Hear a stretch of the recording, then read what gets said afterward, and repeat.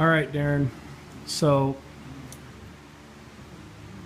I guess we'll create an argument or a debate of who had the biggest, most hassle to work on in the last few months with your backhoe and me with this thing. It's been a while since we replaced the bearings in this thing. These wheel bearings there's two wheel bearings that go inside it. What I thought I'd do is I'm going to go through kind of what I've been doing the last 2 days and kind of show you the step-by-step process that I've been dealing with. So started off with this wheel going crazy, acting funny, making a bunch of noises and banging and that kind of thing. So I pulled it in here yesterday, took the seat out, and proceeded to find myself getting very, very frustrated with the chicken or the egg type of thing, where once you do one thing to get to it, you got to take off another thing to get that off, you got to take off another thing to get that off, you got to take off another thing, so on and so forth.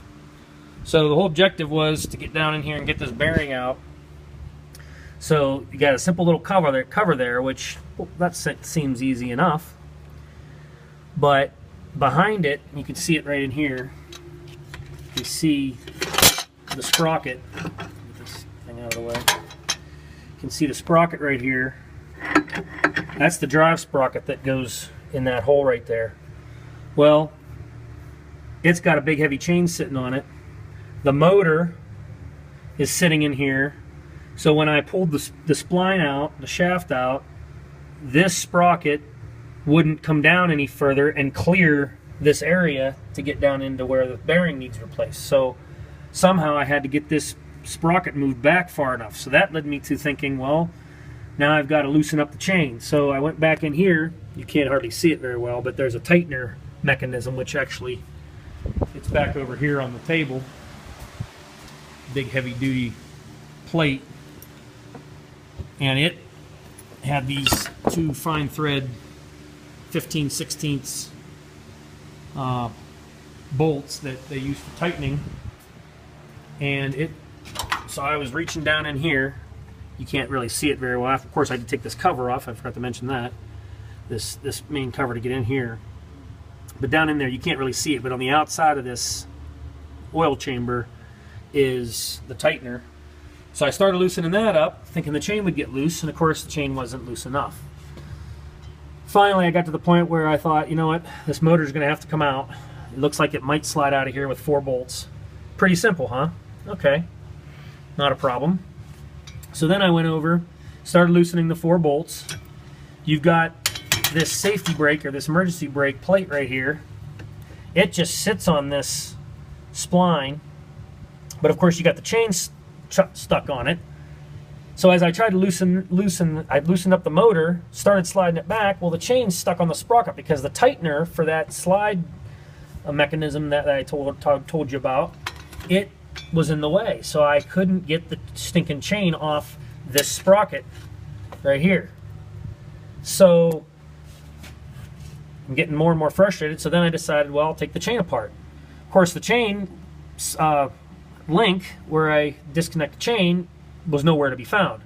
So I had to go back around here, jack up the back end, put the spline back in place, the shaft back in place, jack it up off the ground, start the engine, hold my sprocket in place over here, hold my sprocket in place, this stupid light.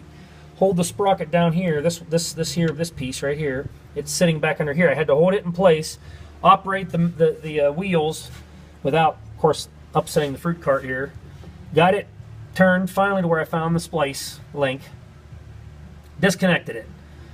Well, in the meantime, then I thought, well, doggone it, that chain's gonna fall down. This is probably where I'll think I'm the most brilliant. I thought, that chain's gonna fall into pieces, and I'm gonna have a hard time fishing it out and making sure it's in the right spot. So I went and took some twine here, and I tied off the end. You can see there's the end of the one end of the chain. The other end, and actually it's down. You can see it now. I couldn't see it before, but it's actually right down in there. You can see it right there. It is. So it's in there. So now, when I go to put this together, hopefully I can pull on those strings and kind of feed it back into place. And then also, I was trying to get still having the problem getting the chain link off of, or the chains off of this. So I tied off 2 more ends of it to kind of suspend the chain up over that sprocket. So I'm thinking, okay, life is good. I'm going to slide this out, no problem. But then, as I'm sliding the chain out, or I'm sliding the motor out, what happens down here? But I've got these 2 big honking lines that go into the side of the motor here that are hitting against the other motor. So after a lot of messing around and a few bad words, I ended up finally getting those loose. So after that, things basically looked like they were ready to come out.